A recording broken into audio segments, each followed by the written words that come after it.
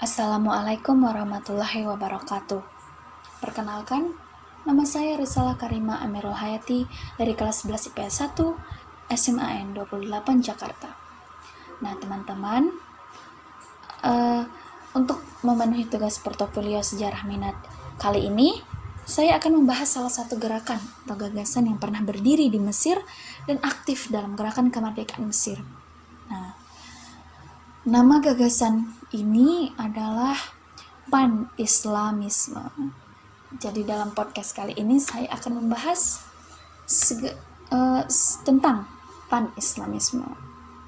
Bagaimana kemunculannya, apa saja tujuannya, faktor pemicunya apa, dan apa saja yang terkait dengan Pan-Islamisme ini. Oke. Nah, jadi apa sih Pan-Islamisme itu? Nah, Pan-Islamisme adalah sebuah gerakan dan juga gagasan untuk menyatukan kaum muslimin, kemudian membangun dunia Islam di bawah satu pemerintahan dan mengusir penjajahan dunia barat atas dunia Islam. Nah, gerakan ini memiliki 3 konsep utama. Yang pertama yaitu negara-negara Islam harus menolak pengaruh barat yang membawa banyak mudarat daripada kebaikannya. Nah, kemudian harus menemukan kembali kekuatan dan kemurnian Islam seperti awal kemunculannya.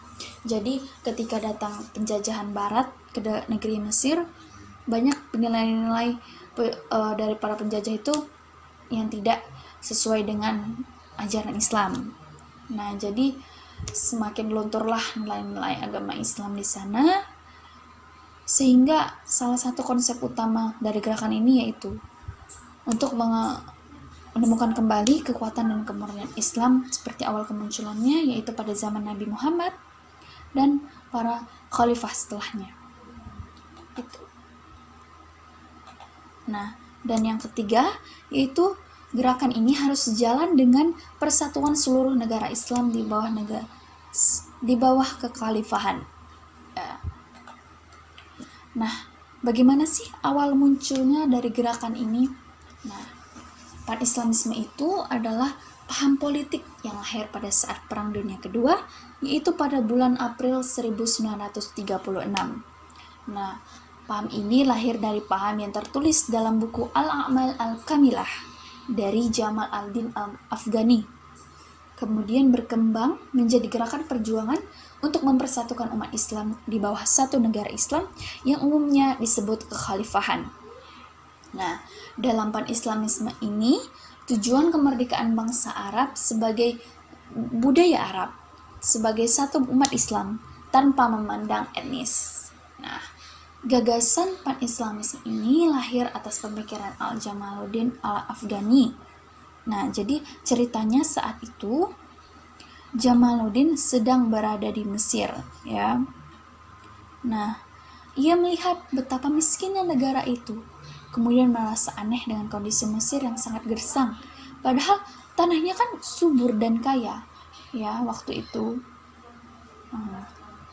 Maksudnya kaya di sini tuh mungkin kaya minyak buminya dan gas buminya, ya, hasil tambangnya. Nah, Mesir yang pada saat itu mengalami permasalahan ekonomi membuat banyak bangsa asing masuk dan ikut campur dalam masalah ini. Akan tetapi, campur tangan asing ini justru membuat Mesir semakin memburuk dan makin terpuruk. Nah, Mesir terus dieksploitasi. Melihat hal ini, Jamaluddin mulai giat berusaha membangun kesadaran bangsa Timur bahwa bangsa Barat telah mengeksploitasi bangsa mereka. Ya, jadi Jamaluddin ini, beliau itu sadar akan penjajahan yang mulai giat dilakukan oleh bangsa Barat. Dia mulai sadar dan ingin juga ikut menyadarkan bangsanya, rakyatnya, teman-temannya untuk bergerak mengusir para penjajah, begitu. Nah, selain itu, selain Mesir, ya, maaf, campur tangan bangsa Barat terutama Inggris dan Amerika juga dirasakan oleh tokoh-tokoh Islam di Afghanistan, Irak, dan India. Kejadian inilah yang mendorong Jamaluddin Al-Afghani terus mendorong persatuan umat-umat Islam di dunia, dan berkembanglah paham pan-Islamisme. Jadi begitu ceritanya. Ya teman-teman. Oke. Nah, kemudian apa sih yang menjadi faktor pemicunya dari munculnya gerakan ini? Nah, seperti yang tadi ya, yang pertama itu adanya ekspansi militer, ekonomi, dan kebudayaan bangsa barat di negara Islam Timur Tengah, gitu. Yang kedua, adanya perpecahan dari umat Islam yang disebabkan oleh konflik antar golongan. Nah, begitu. Nah, jadi faktor pemicunya yang kedua itu adanya perpecahan dari setiap umat Islam. Jadi umat Islam itu waktu itu di sana mungkin banyak golongannya ya. Nah, tapi semenjak datangnya penjajahan, mungkin banyak paham mereka yang bergeser sehingga saling bertentangan begitu. Jadi karena saling bertentangan itu, makanya mereka saling berkonflik dan akhirnya terpecah belah begitu. Nah, yang ketiga, sistem absolutisme kerajaan Islam menyebabkan banyak penyelewengan di segala aspek kehidupan bernegara.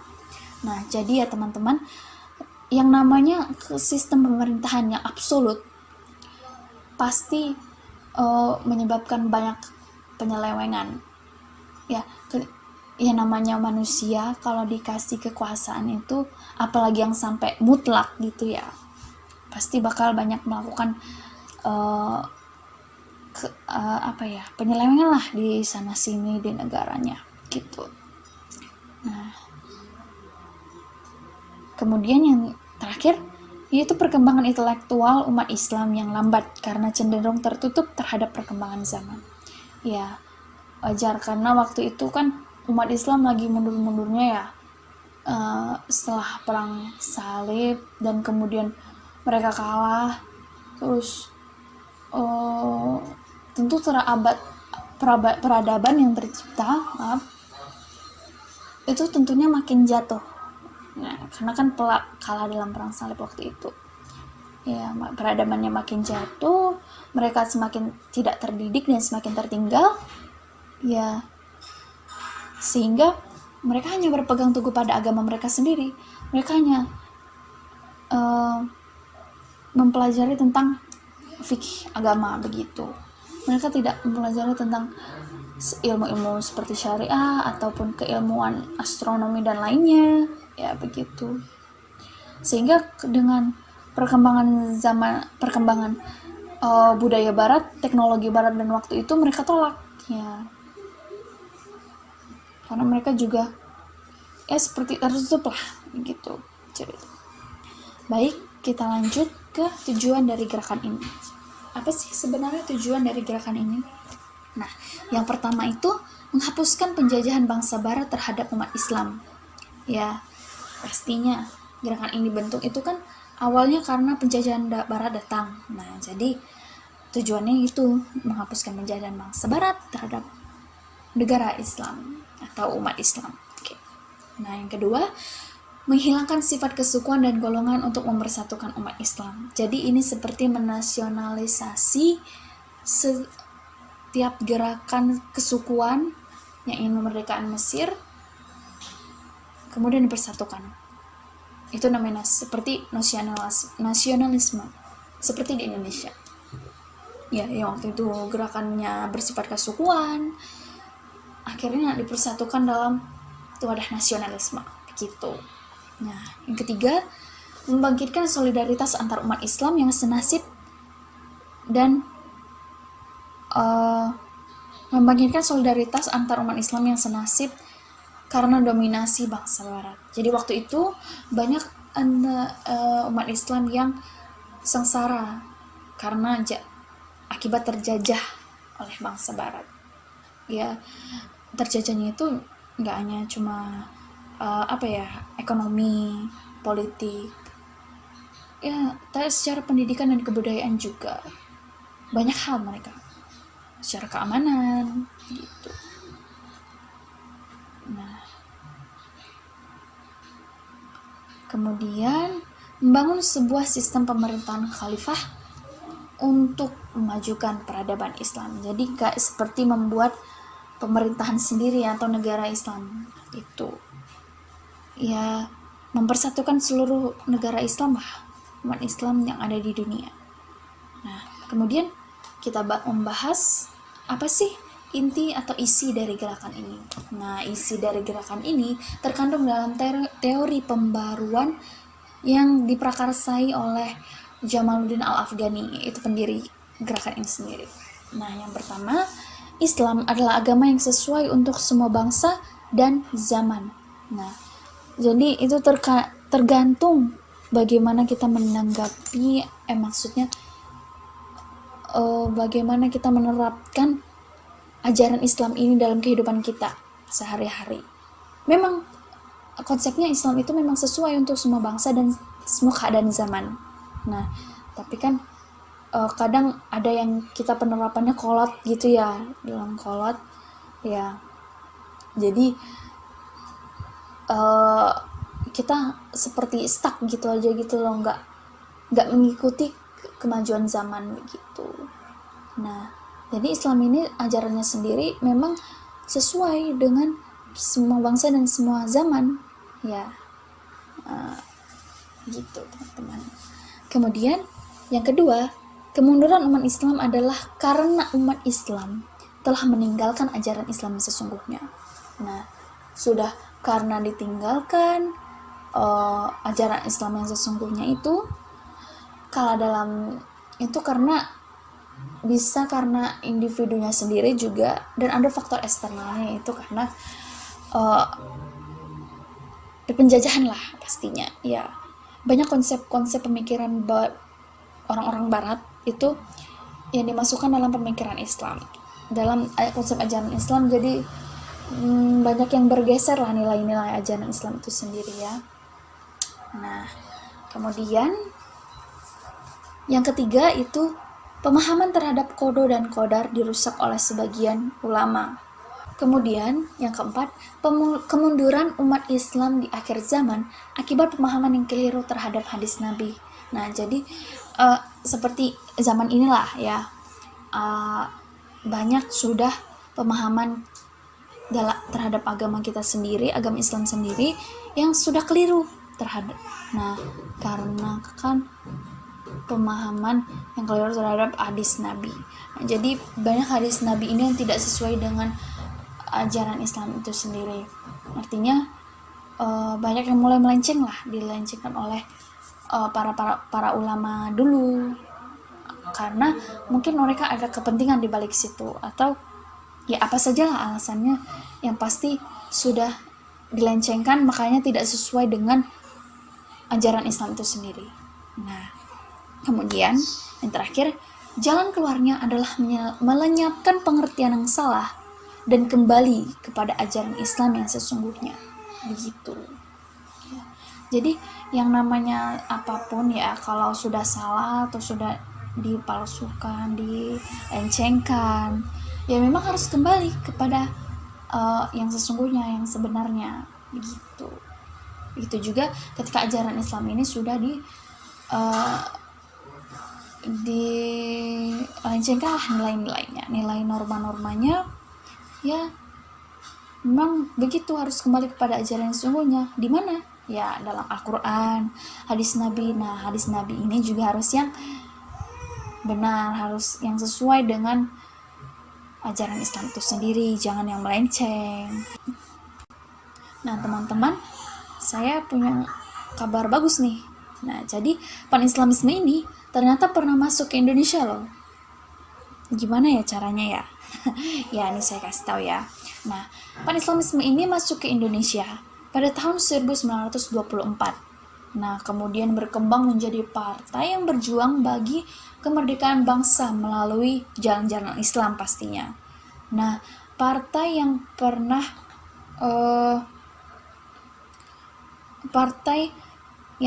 berperan penting dalam pergerakan pan-islamisme di Indonesia ini adalah Serikat Islam, ya. Nah, gerakan pan-islamisme di Indonesia ini muncul dan berkembang atas dasar gagasan Bapak Cokro Aminoto. Nah, Bapak Cokro Aminoto ini berpendapat bahwa Islam itu mencakup kebebasan umat seluas-luasnya terkait dengan politik dan ekonomi menurutnya ya. Tapi kalau menurut saya sih harusnya sosial, budaya, pendidikan itu juga perlu sebenarnya. Tapi ini menurut beliau begitu.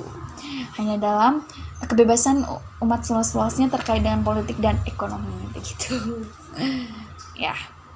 Kemudian, ia menganggap Islam telah menggariskan persaudaraan yang harus dilakukan oleh umat Islam di negara manapun tanpa memandang suku, ras, bangsa, dan kelas masyarakat, tingkatan kelas ya maksudnya. Kemudian Bapak Cokro Aminoto juga mengatakan jika sejarah dan ajaran Islam itu sering melukiskan bahwa orang asing sekalipun bisa menjadi sahabat karib. Betul, saya setuju. Saya punya banyak teman dari agama lain, dari suku lain, bahkan dari luar daerah ada. Ya, sekedar iklan, maaf guys. Kemudian, bahkan dapat melebihi hubungan saudara dari satu silsilah. Nah, kemudian munculnya paham ini di Indonesia juga dipengaruhi oleh peserta-peserta haji di Indonesia yang banyak menetap di Mekah untuk menuntut ilmu. Nah, jadi waktu itu mungkin banyak pendahulu kita yang pernah berangkat haji ya ke sana, ke Mekah. Kan paham itu kan menyebarluaskan ya. Jadi mungkin sampai ke Mekah dan orang kita ke sana akhirnya mendapat pengaruh dari ajaran tersebut. Tujuannya ya untuk menuntut ilmu kan, awalnya ke sana untuk naik haji.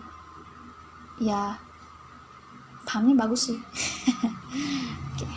Nah, begitu ya teman-teman ya. Sekian dari saya. Mohon maaf apabila ada kata yang salah dan menyakiti hati teman-teman semua. Terima kasih sudah mendengarkan podcast saya kali ini. Oh ya, tolong ya juga ya dicatat hal-hal pentingnya. Semoga ini bermanfaat, terutama buat pelajaran sekolah ya. Wabillahi taufiq wal hidayah. Wassalamualaikum warahmatullahi wabarakatuh.